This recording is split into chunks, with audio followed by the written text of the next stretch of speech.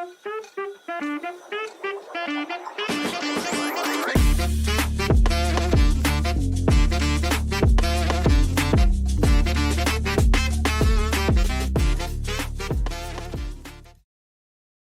वालेकुम एवरीवन। कभी आपने सोचा है कि किस तरीके से पैब्लो एस्कोबार ने अपने मिलियंस ऑफ डॉलर्स को ब्लैक से वाइट किया और कैसे पाकिस्तान में मौजूद एस्कोबार्स अपने बहुत सारे काले पैसे को सफ़ेद में तब्दील कर लेते हैं। आइए जानते हैं intricacies which are involved into the money laundering, specially after the enforcement of anti money laundering act of 2010 which is commonly known as AMLA. मियाँ साहब से जानते हैं इस वीडियो के अंदर which is anti money laundering video और money laundering 101। अस्सलाम वालेकुम मियाँ साहब। वालेकुम सलाम। मियाँ साहब, आपकी जो प्रैक्टिस है या जो आपकी एक्सपर्टीज़ है उसमें सबसे पहली expertise that is white collar crime. और वाइट कॉलर क्राइम के अंदर भी money laundering is a very detailed, oriented, very complex और multi layered kind of a law. तो मैं चाहूँगा हमारी ऑडियंस के लिए बताइए कि मनी लॉन्ड्रिंग है क्या, होती कैसे है और कौन कौन सी इंट्रिकेसीज इन्वॉल्व हैं। विशाल, अगर आपको याद होगा हमने इसके ऊपर एक रील की थी और उसके अंदर बहुत ज़्यादा कमेंट्स वगैरह आए थे। At that time then I felt it realise कि हमें इस पर डिटेल जो है ना वीडियो करनी चाहिए। मनी लॉन्ड्रिंग को समझने के लिए सबसे पहले ज़रूरी है, आप एक चाइनीज़ वॉरियर था सन त्सू, उसकी बुक है द आर्ट ऑफ वॉर। अगर वो आप पढ़ें तो उसकी if I have to explain the crux of that video और क्रक्स ऑफ दैट बुक, तो उसने कहा था उसके अंदर there is no fortress so strong that money can not take it. So just imagine कि जो मनी लॉन्ड्रर्स होते हैं कि उनके पास फाइनेंशियल माइट किस तरह होती है। अगर आप स्टैटिस्टिकल एनालिसिस उठाएं दुनिया के अंदर तो they are financially so strong कि वो मुल्कों की इकोनॉमी को हिला के रख देते हैं। अच्छा, टू अंडरस्टैंड दिस कॉन्सेप्ट थोड़ा सा आपको ना हिस्टोरिकल बैकग्राउंड इसका बता दूं, क्योंकि law of money laundering after 9/11 change हुआ है। प्री 9/11 जो है लॉ ऑफ मनी लॉन्ड्रिंग जो था वो डिफरेंटली ऑपरेट करता था और पोस्ट 9/11 जो मनी लॉन्ड्रिंग का लॉ है इसने ऑल टुगेदर एक डिफरेंट सिनेरियो लिया। अच्छा, if you want to understand money laundering you have to go back to early 90s, 20s, 30s और Al Capone आपके सामने एक बहुत बड़ी एग्जांपल है कि आपके पास फाइनेंशियल माइट मौजूद है and if you have that financial might and if you're going to the bank and deposit that financial might, do you really think nobody is going to ask you कि भाई साहब विशाल ये कहाँ से, अल कपोने साहब मुझे बताइए पैसे कहाँ से आए हैं। So they needed some way to justify that financial might। अच्छा, जब मैं फाइनेंशियल माइट की बात करूंगा तो I certainly does not mean कि विशाल के पास अगर करोड़ों रुपए अरबों रुपए हैं तो वो फाइनेंशियल माइट किसी भी तरीके से by any breath of imagination it comes under the ambit of money laundering. No, money laundering को समझने के लिए आपको सबसे इंपॉर्टेंट चीज है प्रोसीड्स ऑफ क्राइम को समझना। So every money, no matter the quantity or the intensity of that money you have, that must be proceeds of crime।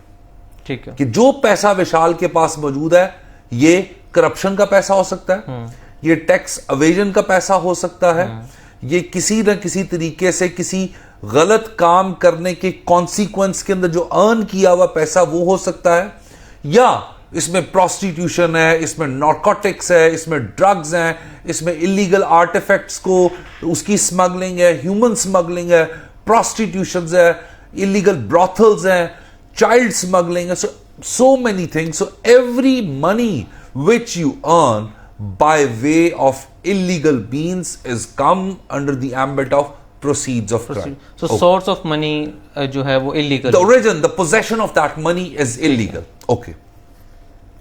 और अगर आपको ये भी याद हो उस रील के अंदर मैंने आपको बताया था कि मेरे एक प्रोफेसर थे कार्डिफ यूनिवर्सिटी के अंदर, प्रोफेसर टॉम ब्राउन जी, उन्होंने बताया था द मोस्ट सिंप्लिसिस्टिक और सबसे आसान तरीन डेफिनेशन ऑफ मनी लॉन्ड्रिंग कि कन्वर्जन ऑफ डर्टी मनी जो कि प्रोसीड ऑफ क्राइम है into a clean money. Now how that conversion takes place is something which will discuss later जी। अच्छा, हुआ क्या कि जितने भी ड्रग कार्टल्स से, चाहे वो काली कार्टल हो, कोलंबियन कार्टल्स हो, मैक्सिकन कार्टल्स हो, यानी उनका जो मेन अर्निंग मैकेनिज्म था दैट वाज थ्रू ड्रग्स जी। सो उसके अंदर सबसे इंपॉर्टेंट है, जिस तरह मैंने आपको अल कैपोने की एग्जांपल दी, और अगर आप रीसेंट पास्ट के अंदर जाएं, recent past in a sense, क्योंकि अभी एक वो नॉर्को सीरीज आई थी जिसके अंदर उसके अंदर उन्होंने पैब्लो एस्कोबार को बताया था। तो Pablo Escobar is a character from 1980s, Colombian drug warlord था जो ड्रग कार्टेल चलाया करता था। सो उसकी फाइनेंशियल माइट के बारे में अगर आप गूगल के ऊपर रिसर्च करें तो रफली around $420 million he used to earn from that drug business weekly, not monthly.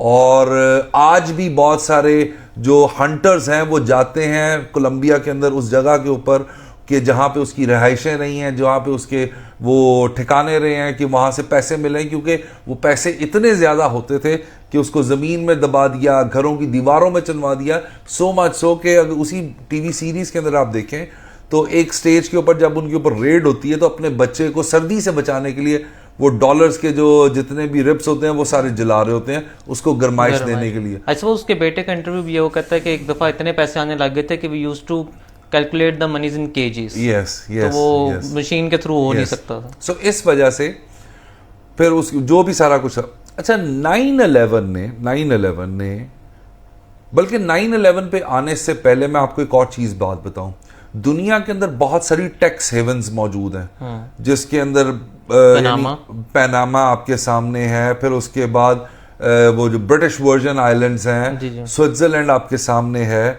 फिर उसके बाद कुछ मिडिल ईस्टर्न कंट्रीज भी किसी स्टेज तक इस चीज में इन्वॉल्व रहे हैं।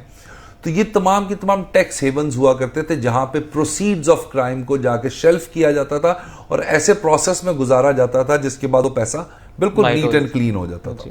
सो इसी तरह बैक देन पैब्लो एस्कोबार ने, अल कैपोने ने सोचा कि जो हम इतना प्रोसीड्स ऑफ क्राइम कमा रहे हैं तो at least what's the point of having such a huge quantity of money if we can not use it freely.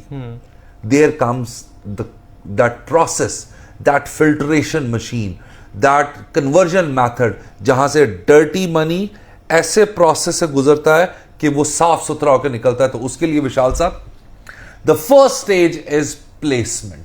ठीक है, प्लेसमेंट कि आपकी जितनी भी प्रोसीड्स ऑफ क्राइम है आप उसको प्लेस कर देते हैं उस पैसे को किसी क्या कहते हैं शेल्फ कंपनी के अंदर, किसी बिजनेस के अंदर, किसी ना किसी काम के अंदर आप उसको प्लेसमेंट कर देते हैं उस प्रोसीड्स ऑफ क्राइम की। अब ये जितना भी प्रोसेस है इसको कहते हैं कॉबवेब प्रोसेस। कॉबवेब, ये मकड़ी का जाला नहीं होता, उस तरह आपने कॉम्प्लेक्स करना। सो आपने प्लेसमेंट की, उसके बाद उस प्लेसमेंट की आप लेयरिंग कर दी।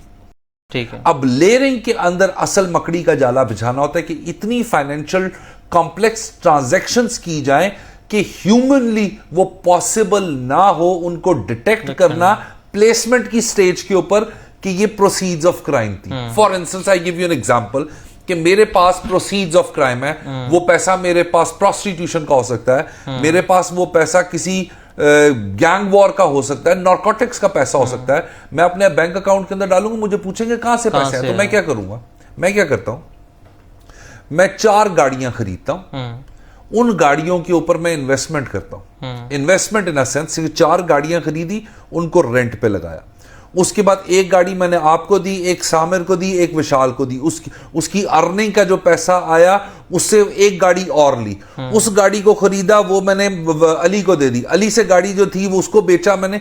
अब इस स्टेज के ऊपर जो प्रोसीड्स ऑफ क्राइम थे उसकी एक multi layered complex transactional layering मैं करने लगा हूं, ताकि अगर कोई विशाल पे जाए तो आगे से सामिर निकले, सामिर पे जाए तो मोहम्मद पे निकले, मोहम्मद पे जाए तो अकरम पे जाए, अकरम पे जाए सो कोई अली तक ना पहुंच सकता हो। So that's basically a layering process. और लेयरिंग के अंदर आप कुछ चलते चलते बिजनेसेस भी ले लेते हैं और इस तरह के क्या कहते हैं, कोई कंपनियों के अंदर इन्वेस्टमेंट करते हैं, कुछ स्टॉक एक्सचेंज के कर देते हैं। पाकिस्तान के अंदर क्रिप्टो एक आपके सामने एक एग्जांपल है, क्रिप्टो में आपने इन्वेस्टमेंट कर दी, आपने ऑनलाइन बिजनेसेस के अंदर इन्वेस्टमेंट कर दी। सो ये सब करने से आप लेयरिंग करने लगे। And the final and the last stage is integration, where that proceeds of crimes end up in any financial institution, कि अगर स्टैंडर्ड चार्टर्ड में बैंक है, बैंक ऑफ अमेरिका में आपका अकाउंट है, उसके बाद क्या कहते हैं मिजान बैंक में आपका अकाउंट है, तो वो सारे के सारे पैसे जो मैंने लेयरिंग की थी वो प्लेसमेंट की स्टेज पे मैं मौजूद था, इंटीग्रेशन की स्टेज पे भी मैं ही मौजूद हूं, वो सारे के सारे पैसे थ्रू लेजिटिमेट बिजनेस मेरे अकाउंट में आ जाते हैं। अब वो पैसा, एक चीज मैं आपको यहां पे बात बताऊं, चूंकि प्रोसीड्स ऑफ क्राइम थी, वो गैर कानूनी पैसा था, फर्ज करो वो 1 करोड़ रुपया था, मैंने प्लेसमेंट की, मैंने लेयरिंग की और मैंने इंटीग्रेशन करके फॉर सेक ऑफ आर्गुमेंट मेरे पास 80 लाख रुपया साफ सुथरा नीट एंड क्लीन मेरे बैंक अकाउंट में आया। मुझे कौन सा अजाब है कि मैं 1 करोड़ रुपया रखूं और उसके यूज ना कर सकता हूं, और मैं 80 लाख रुपया साफ सुथरा नीट एंड क्लीन अपने बैंक अकाउंट में करूं और मैं उसको यूटिलाइज करूं। So that's how placement layering integration takes place. One more thing, जितने भी एक्सपर्ट मनी लॉन्ड्रर्स हैं और उसके लिए उन्होंने यानी जो भी इस बिजनेस के साथ, इस एक्टिविटी के साथ, इस क्रिमिनल एक्टिविटी के साथ इन्वॉल्व है, उनके पास बहुत अच्छे फाइनेंशियल एक्सपर्ट्स उनके पैनल पे होते हैं जो प्लेसमेंट लेयरिंग इंटीग्रेशन की स्टेजेस को माइन्यूटली हैंड पिक करके उसको यूटिलाइज करते हैं, उसको चलाते हैं, उसको ऑपरेट करते हैं, ताकि कल को उनके जो बॉसेस हैं उन तक ना पहुंचा जा सके। और यानी पाकिस्तान तो एक थर्ड वर्ल्ड कंट्री है ना, जो वेस्टर्न ममालिक हैं जिसके अंदर आपका इंग्लैंड हो गया, अमेरिका हो गया, यूरोपियन कंट्रीज होगी, उनके बैंक्स के पास बड़े बड़े जबरदस्त किस्म के सॉफ्टवेयर्स हैं जो अनटेंगल करते हैं लेयरिंग की स्टेज को, टू सी और गो बैक कि where the money originated from, और फिर उस स्टेज पे उस बंदे से जाकर पूछा जाता है कि यहाँ ये प्रोसीड्स ऑफ क्राइम थे। अच्छा सर, इसमें मेरा एक सवाल आएगा, जब आप प्लेसमेंट की स्टेज के ऊपर, द वेरी फर्स्ट स्टेज, क्या वहां पे आपको सोर्स ऑफ मनी डिस्क्लोज करने की जरूरत नहीं? नॉट नेसेसरीली, वो इतने मिनिस्क्यूल लेवल पे होता है। अच्छा, नॉट नेसेसरीली का मतलब ये होता है कि ये बहुत केयरफुली प्लानिंग करके ये सब कुछ किया जाता है। मैं आपको एक एग्जांपल देता हूं। मैं अली हैदर पाकिस्तान के अंदर बैठा एक लॉ फर्म चला रहा हूं। Do you see any hindrance in me opening any company in US? No. मैं वाइमिंग के अंदर, इलिनॉइस के अंदर एक कंपनी खोलता हूं, उस कंपनी के थ्रू मैं ये शॉपिफाई, अमेजोन, कोई भी काम कर रहा हूं, और वो मैं थ्रू बैंकिंग चैनल पैसे पाकिस्तान के अंदर, यानी मैं एक ओवर सिंप्लीफाई एग्जाम्पल दे रहा हूं, it's not that over simplified. So वो आपको कोई प्रॉब्लम नहीं है। सो जो इनके एडवाइजर्स होते हैं, they are the expert on the local law and the international law. So वो एक एक चीज को बड़ा माइन्यूटली ऑपरेट कर रहे होते हैं। सो नॉट नेसेसरीली कि आपने प्लेसमेंट की स्टेज पे, हो सकता है समटाइम्स, और in fact most of the times placement की स्टेज पे आप खुद भी ना हो, आगे आपने कोई डमी बंदा खड़ा किया और जो प्लेसमेंट करने लगा हुआ है। यानी मैं आपको एक एग्जांपल देता हूं कि अभी बहुत बड़े बड़े पॉलिटिशियंस के मुलाजमों के अकाउंटों में से एक बहुत मिनिस्क्यूल अमाउंट ट्रांसमिट हुई फॉरेन अकाउंट्स के अंदर। वो अमाउंट अलेजेडली किनकी थी? उन पॉलिटिशियंस की। लेकिन वो रेमिटेंस जा रही, वो रेमिटेंस तो नहीं, वो बाहर पैसा जाने लगा हुआ है, और बाहर जाके किसी एक कंपनी के अकाउंट के अंदर वो जाने लगा। उस कंपनी के पीछे उसका कौन ओनर है? कॉर्पोरेट लॉ का एक कॉन्सेप्ट है कि who will unveil the corporate wheel, ठीक है ना, वो कॉर्पोरेट व्हील लगी होती है, उसको वो डिस्क्लोज नहीं करते। सो ये एक यानी बेस्ट प्रैक्टिस है कॉर्पोरेट लॉ के अंदर। बट एनीवेज बहुत सारे मुल्कों ने उस कॉर्पोरेट व्हील को टेयर भी किया है। Switzerland is a very good example. India ने बहुत ज्यादा पैसा अपना वहां से वापस भी मंगवाया। सो कॉर्पोरेट व्हील वहां पर टेयर अप हुई। बट हैविंग सेड दैट, इसी तरह ये होता। अच्छा, मैंने जब when I was doing my LLM, तो मैंने उस वक्त ये पाकिस्तान का जो मनी लॉन्ड्रिंग एक्ट था, ये नया आया था जी। और इसके आने की वजह, सबसे बड़ी वजह ये थी कि 9/11 हो चुका हुआ था। So what I was trying to say कि प्री 9/11 हमेशा मनी लॉन्ड्रिंग को अटैच किया जाता था किसके साथ? ड्रग कार्टल्स के साथ, इलीगल बिजनेसेस के साथ, और उसके अंदर प्रोस्टिट्यूशन, वो मैंने जो पहले आपको बताया वो सारे। लेकिन आफ्टर 9/11 अब जहां कहीं पे भी मनी लॉन्ड्रिंग आएगी तो it's not money laundering, it's AML/CTF, entire money laundering /CTF mean combating of terrorist financing.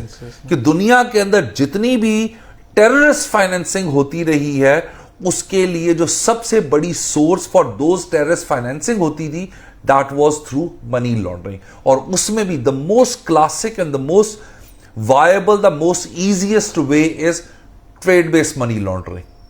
और ट्रेड बेस्ड मनी लॉन्ड्रिंग के ऊपर ओवर इनवॉइसिंग है, अंडर इनवॉइसिंग है, मिस रिप्रेजेंटेशन ऑफ गुड्स है, बहुत सारी और टेक्निक्स भी हैं जो सारी की सारी उसके अंदर आ जाती जी। इनिशियली एफएटीएफ ने और पाकिस्तान से बहुत ज्यादा पैसा लॉन्डर होके बाहर गया है। और सबसे ज्यादा पैसा सरप्राइजिंगली जो आपका लॉन्डर होकर गया, that went to the United Kingdom. Yes, United Kingdom, क्योंकि उस वक्त तक प्री 9/11 लंदन स्टॉक एक्सचेंज भी जो थी, they did not use to ask कि जी विशाल साहब ये पैसा कहां से आया। लेकिन 9/11 और 24/7 में जो उनकी ट्रैम बॉम्बिंग हुई थी, उसके बाद से उन्होंने बहुत रिस्ट्रिक्शंस लगाई कि जी ये पैसे की अब जब भी पैसा आएगा तो जो बैंकिंग सेक्टर के अबंडेंट प्रिकॉशंस हैं, जिसमें केवाईसी है, know your customer, CDD customer due diligence, क्योंकि आप पैसा इंग्लैंड में ऐसे तो नहीं उठा के ले जा सकते, आपको बैंकिंग चैनल के थ्रू ही वायर करवाना पड़ता है। सो जिस बैंक टू बैंक पैसा आ रहा है, वहां रेड फ्लैग्स लग जाते हैं कि अगर ये किसी ऐसे मुल्क से आया जो टेररिस्ट एक्टिविटीज के अंदर जहां के लोग इन्वॉल्व थे, तो उसका रेड फ्लैग्स लग जाते हैं कि पता किया जाए कि ये पैसा किस वजह से आया, क्यों आया, इसके लेजिटिमेट सोर्सेस क्या है। सो इस वजह से पाकिस्तान का अगर लॉ देखा जाए, टू बी वेरी ऑनेस्ट, मैंने उस वक्त बैक देन इन 2013 इसके ऊपर पूरी अपनी एक डिसर्टेशन की थी और मैंने कहा था कि ये एक पोटेंट वायबल प्रैक्टिकल लॉ नहीं है 2010 का। उसकी सबसे बड़ी वजह यह है कि इसका रेलेवेंट लॉ जो है सेक्शन 3 और सेक्शन 4 है। सेक्शन 3 आपको बताता है basically offences of money laundering. Offences of money laundering, उसमें A B C D different किस्म की कैटेगरीज उन्होंने डिफाइन की। और मेरा कहना मानना यह है कि ये basically types of money laundering को डील करता है। whoever converts, uses, disguises or so on and so forth. But what actually money laundering is with reference to placement, layering, integration, that is the process which needed to be mentioned in this law or explained in that regard. So हमारे यहाँ सिर्फ money laundering का law जो है, यानी anti money laundering act जो है, ये रेलेवेंट नहीं हो जाता। उसकी वजह ये है कि जब आप इस लॉ को देखते हैं तो इसकी जो इन्वेस्टिगेटिंग एजेंसीज हैं वो मल्टीफेरियस है। उसमें नैब भी है, उसमें एंटी नार्कोटिक फोर्स भी है, उसमें एफआईए भी है, उसमें स्टेट बैंक ऑफ पाकिस्तान भी है, उसमें फेडरल बोर्ड ऑफ रेवेन्यू, यानी हर वो चीज जिस तरीके से आप एक्सप्लॉइट करके मनी लॉन्ड्रिंग कर सकते हैं, वो तमाम की तमाम अथॉरिटीज को इसके अंदर इन्वेस्टिगेटिंग एजेंसीज बनाया गया हुआ। ठीक है। सो सेक्शन 3 के अंदर वो डिफरेंट किस्म की आपको टाइप्स और वो बता दी गई, और सेक्शन 4 के अंदर पनिशमेंट है जो कि 2020 के अंदर लॉ अमेंड होकर उन्होंने पनिशमेंट 1 साल से लेके 10 साल और 25 मिलियन की हद तक उन्होंने इसका फाइन रखा हुआ है। और फिर स्टेट बैंक ऑफ पाकिस्तान की अपनी बहुत सारी रेगुलेशंस और रूल्स हैं, इस आमला के अपने रूल्स भी हैं जिसके तहत ये होता है। अच्छा, लेटली अगर आप देखें तो बहुत ज्यादा different techniques of money laundering आ चुकी हैं जिनको ये लॉ ब्रॉडली तो केटर करता है बट इन स्पेसिफिक केटर नहीं करता। फॉर एग्जाम्पल क्रिप्टो आपके सामने एक बहुत बड़ी एग्जाम्पल है, यानी नो मैटर व्हाट के आपकी प्रोसीड्स ऑफ क्राइम है, you just go and buy a 1 bitcoin. वो प्लेटफॉर्म बाइनेंस वगैरह अपने अपने फोरम्स के ऊपर तो अबंडेंट प्रिकॉशंस लेते होंगे, but as far as the law is concern it is not. फिर बहुत ज्यादा क्रेडिट कार्ड स्कैम्स हैं जो पाकिस्तान में बैठ के डिफरेंट जिसे कहते हैं ना, वो ये जो कॉल सेंटर्स होते हैं वहां पे बहुत सारी स्कैमिंग्स और स्पूफिंग्स होती हैं with reference to money laundering, कि वो पैसा किस तरह ट्रांसमिट किया जाता है। तो जब भी अगर कोई भी बंदा किसी भी ऐसी क्रिमिनल एक्टिविटी से एग्रीव्ड होता है, so the most common practice is you file an application before federal investigating agencies under section 3 and 4 of AMLA. अच्छा, FIA का लॉ ये कहता है not like any criminal conventional case कि जी आपने दरखास्त दी और कॉग्निजेबल ऑफेंस कमिट हो गया, पर्चा हो जाएगा। No, it doesn't work like that. FIA first has to conduct the inquiry. After inquiry, if it appears कि yes this criminal activity has committed, then 3/4 की वो FIR देते हैं। But the most concerning thing is कि जितने भी cases हम लोगों ने किए हैं उसके अंदर, चाहे वो क्रिप्टो के हों, चाहे वो क्रेडिट कार्ड्स के स्कैम्स हों, Federal investigating agency during the investigating stage, inquiry stage, they go for settlement. वो settlements हो जाती हैं. प्ली बार्गेन हो जाता है. Not plea bargain is a NAB का concept, not in FIA. Settlement in a sense, you know, under the carpet settlements. और उसके अंदर ये एक ऐसी अम्ब्रेला भी अवेलेबल है उन legitimate क्रिप्टो के जो ट्रेडर्स हैं उनके लिए भी, और उन जो legitimate कॉल सेंटर्स भी चला रहे हैं. It gives an unfettered power to FIA to blackmail those legit businesses under the umbrella of 3/4 of Amla, because when it comes to Amla, it is not only Amla, it will be considered as CTF as well internationally. So अगर किसी के पास 3/4 की FIR हो गई है तो it is very dangerous FIR. You might not think as dangerous per se in Pakistan, but internationally it's very dangerous FIR because English law के अंदर Proceeds of Crime Act इसको डील करता है. So that's how it operates. अच्छा sir, ये बताइए CTF का जो आपने जिक्र किया, क्या CTF is the placement stage और the layering stage? अच्छा, मैंने आपको मनी लॉन्ड्रिंग की क्या डेफिनेशन बताई according to professor Tom Brown? Conversion of dirty money into clean money. इसी मनी लॉन्ड्रिंग लॉ के अम्ब्रेला के अंदर अगर मैं आपसे पूछूं विशाल, टेररिस्ट फाइनेंसिंग की क्या डेफिनेशन है? Using a dirty money. No, उसके अंदर है conversion of clean money into dirty money.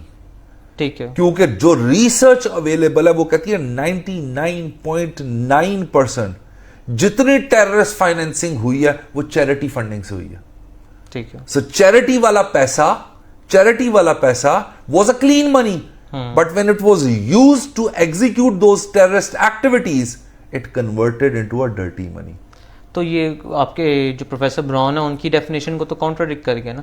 हमने तो मनी लॉन्ड्रिंग की डेफिनेशन अगर देखें तो that was to convert the dirty money into the clean money. अब जब मैंने क्लीन को डर्टी में इस्तेमाल किया है, आई am not converting it, I am using it. Yes. Okay. But that clean money, for instance, I give you an example. There is a place A, ठीक है, and you want to do some terrorist activity at place A. ठीक है. How you will transmit the money over place A to execute that terrorist activity? ठीक है. So I will use the money laundering mechanism. Why can't I use it in the placement stage? जब मैंने place A में देना. No. Sometimes, not sometimes, most of the times, it's very difficult to directly pay them. देखो, ये नहीं हो सकता कि टेररिस्ट ऑर्गेनाइजेशंस को एक ऑपरेशन के लिए आपने पैसे दिए प्लेसमेंट की स्टेज में, जाओ ये एक्टिविटी कर लो. नो, उनका इंफ्रास्ट्रक्चर है, उनके इक्विपमेंट्स हैं, उनके वो तमाम की तमाम रिसोर्सेज हैं जिनको उन्होंने पालना है to carry out those terrorist activities. And for that infrastructural maintenance they use the mechanism of money laundering to maintain those terrorist organisation. इसीलिए इनको पाकिस्तान के लॉ के अंदर भी और दुनिया के लॉ के अंदर प्रोस्क्राइब्ड ऑर्गेनाइजेशंस कहा जाता है. कि जो प्रोस्क्राइब्ड ऑर्गेनाइजेशन TLP है, इनके जो तालिबान क्या है, तहरीक तालिबान जो है, ये इनके अकाउंट्स वगैरह तमाम मुंजमद है.